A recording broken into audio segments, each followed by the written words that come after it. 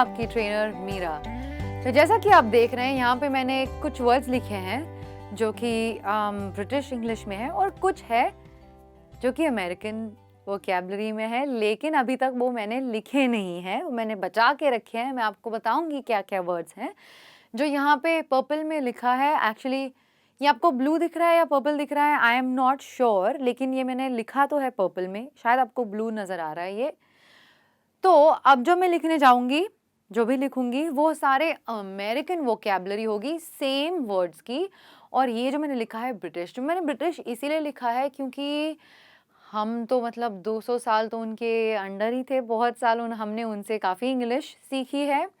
और हम जो भी वो टर्म्स यूज़ करते हैं आज तक हमारे कंट्री में काफ़ी हद तक वो सारे टर्म्स यूज़ होते हैं। There is no problem in that. बस हमें ये सीखना है कि जब आप किसी ऐसे इंसान को मिलोगे जो कि अमेरिकन है या ब्रिटिश है, हमें पता होना चाहिए कि उसको कौन सी टर्म याद रहेगी, समझ में आएगी और कौन से टर्म से हम अच्छे से बात कर सकते हैं। ठीक है, ये अच्छे कॉन्वर्जेशन के लिए, हेल्दी कॉन्वर्जेशन के लिए काफ़ी इंटरेस्टिंग हो जाता है, स्पेशली अगर आपका जॉब ऐसा है या फिर आपका इंटरेस्ट ऐसा है कि आप काफ़ी ट्रैवल करते हो, तो आपके लिए बहुत इंटरेस्टिंग होगा ये लेसन।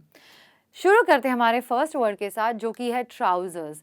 तो ट्राउज़र्स का मतलब तो होता है जो हम पहनते हैं, जिसको जो दो पैर होते हैं, जो हमारे दोनों पैर उसी में जाते हैं, पैंट्स होते हैं, राइट।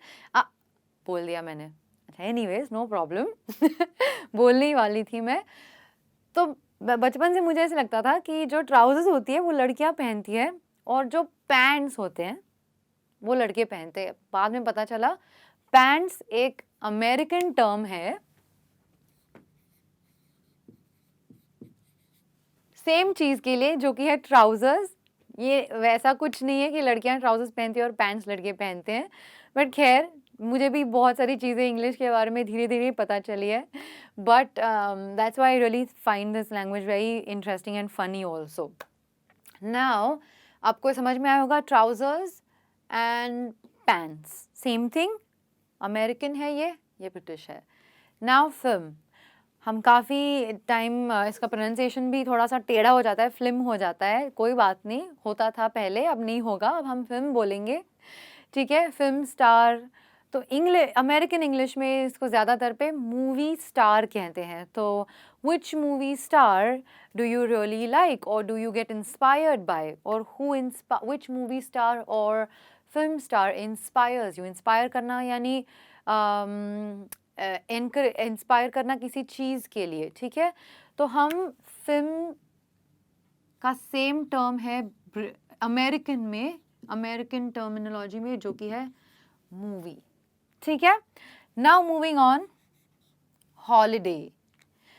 हॉलीडे का क्या टर्म है अमेरिकन इंग्लिश में, गेस करो, एनी गेसेस?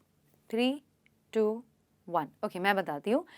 अमेरिकन टर्म है वेकेशन।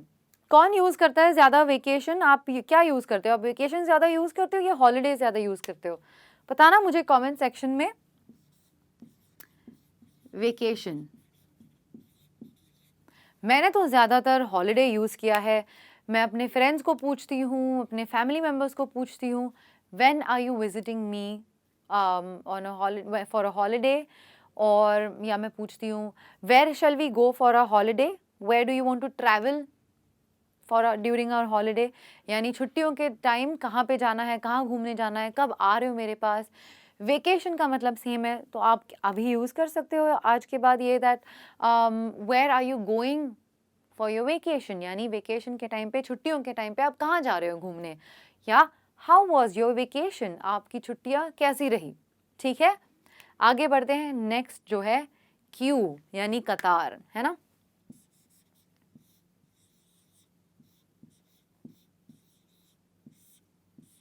यानी अमेरिकन इंग्लिश में इसको कहते हैं लाइन।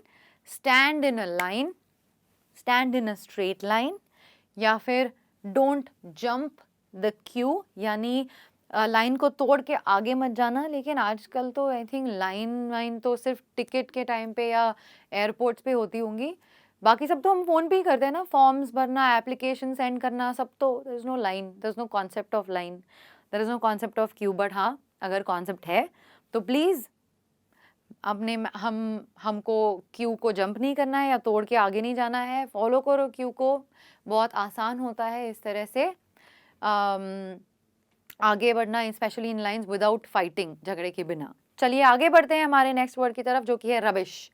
अब रबिश हम लोग बहुत बार ऐसे यूज़ करते हैं ना कि डोंट टॉक रबिश, यानी बकवास मत करना, लेकिन ब्रिटिश टर्मिनोलॉजी में rubbish is nothing but garbage.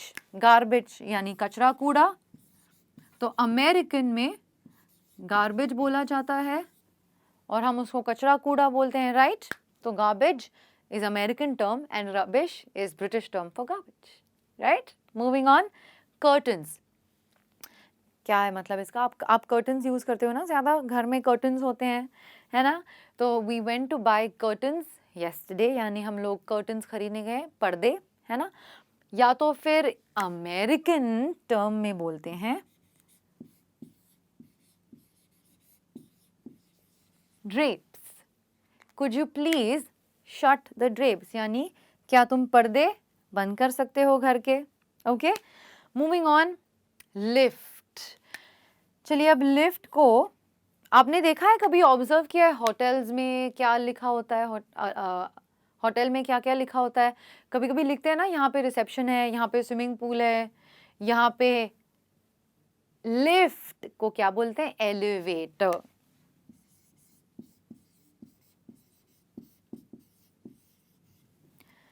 अगर एलिवेटर नहीं होते तो आजकल 25th 30th फ्लोर पे कैसे जाते हैं आप लोग? रोज़ सुबह चढ़ के, शाम को उतर के, वापस शाम को चढ़ के। तो एलिवेटर और लिफ्ट, ठीक है, अमेरिकन टर्मिनोलॉजी और ब्रिटिश टर्मिनोलॉजी। एक चीज़ ऐड करना चाहती हूँ यहाँ पे ई है ना, तो ये है वॉवल, तो इसको बोलेंगे एन एलिवेटर, लेकिन लिफ्ट को हम बोल सकते हैं we came by the lift, the lift आएगा। अ लिफ्ट भी आ सकता है, as in that is a lift. तो अगर ऐसे ही रैंडम बोलना है जनरल, तो अ लिफ्ट और द लिफ्ट मतलब वही लिफ्ट, ठीक है। आगे बढ़ते हैं, बिस्किट। कौन सी बिस्किट पसंद करते हो आप लोग? बचपन से तो बिस्किट ही खाते आए ना, तो बिस्किट होता है ब्रिटिश टर्म, इसीलिए तो हम बिस्किट बोलते हैं और इसी का अमेरिकन टर्म है कुकी, राइट?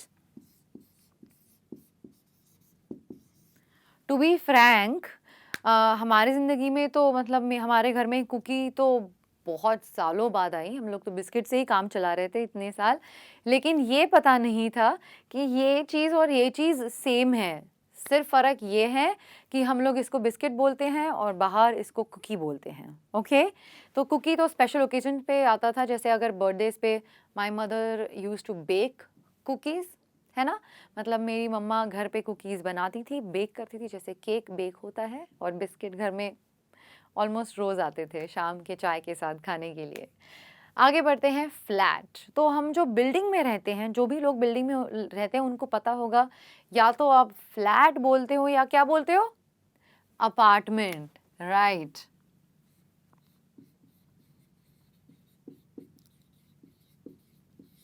है ना, 2 BHK, bedroom, hall, kitchen, 3 BHK क्या है? इट्स नथिंग बट फ्लैट और अपार्टमेंट। फ्लैट कहाँ जाता है ब्रिटिश इंग्लिश में और अपार्टमेंट कहाँ जाता है अमेरिकन इंग्लिश में, फ़र्क बस इतना ही है, ठीक है। Let's move on, garden. That means अगर आपको बोलना है कि we have a beautiful garden in our society, है कि नहीं, यानी आपके बिल्डिंग में या सोसाइटी में अच्छा गार्डन है वॉकिंग के लिए, शाम के टहलने के लिए, या तो आप कह सकते हैं अमेरिकन इंग्लिश में we grow vegetables and flowers in our yard. तो यार्ड का मतलब भी सेम है, गार्डन। तो अमेरिकन टर्म में क्या कहेंगे इसे? Yard, okay. Moving on. अच्छा, ये वर्ड मैंने इसीलिए यहाँ पे लाया है क्योंकि इसका बहुत ज़्यादा कन्फ्यूजन होता है हमेशा, और लोग कभी कभी बोल भी देते होंगे, यार तूने गलत बोला, अभी तूने ऑफ्टन यानी अक्सर को तूने ऑफन बोला, या बोलते हैं लोग ऑफन को तूने ऑफ्टन बोला, गलत है। लेकिन गलत नहीं है, ऑफन ऑफन और अमेरिकन इंग्लिश में भी सेम स्पेलिंग है, फ़र्क बस इतना है कि इसमें ट पे स्ट्रेस किया जाता है और इसमें ट पे स्ट्रेस नहीं किया जाता, ठीक है। यानी अक्सर मैं यहाँ पे लिख दूं,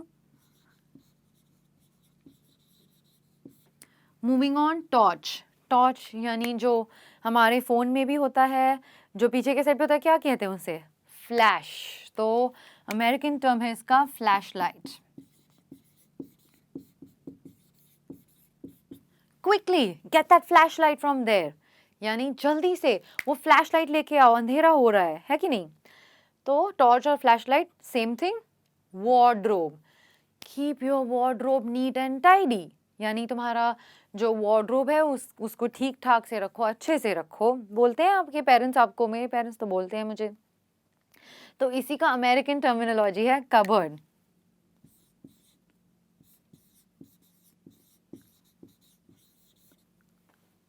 okay, and last but not the least, trainers. Trainers मतलब जो हम लोग जो ऑनलाइन खरीदते हैं, शूज़ होते हैं एक टाइप के, जिसको अमेरिकन इंग्लिश में कहते हैं स्नीकर्स। और जहाँ तक मुझे आइडिया है, हमारे कंट्री में काफ़ी हद तक स्नीकर्स ये वर्ड ज़्यादा यूज़ करते हैं, पर ये एक टाइप के शूज़ होते हैं। तो मैंने ये लिख दिया यहाँ पे, और इसी को कहते हैं हम स्नीकर्स। क्या आपको स्नीकर्स पसंद है या आपको ट्रेनर्स पसंद है? मुझे तो दोनों पसंद है ऑफ कोर्स। बट ये है डिफरेंस इंग्लिश में, इंग्लिश का अमेरिकन जो कि मैंने ब्लैक में लिखा है, और ब्रिटिश इंग्लिश में जो कि ऑलरेडी बोर्ड पे लिखा हुआ था। आई एम श्योर आपने नए वर्ड सीखे होंगे, आप प्लीज़ इन्हें यूज़ कीजिए। और अगर आप जानते हो कि आप ऑफ्टन या ऑफन दोनों में से एक यूज़ करते हो, तो डोंट वरी, आप सही इस्तेमाल कर रहे हो। बस बोलना ये है कि मैं अमेरिकन इंग्लिश में बोल रहा हूँ या मैं ब्रिटिश इंग्लिश में बोल रही हूँ। ओके, तो गाइज आज के लिए बस इतना ही। मैं जल्दी ही आऊँगी एक नए लेसन के साथ जिससे आपका फ़ायदा हो। तब तक के लिए keep smiling, keep practicing, spread lot of love. This is me, Meera, signing off for the day, guys. Bye.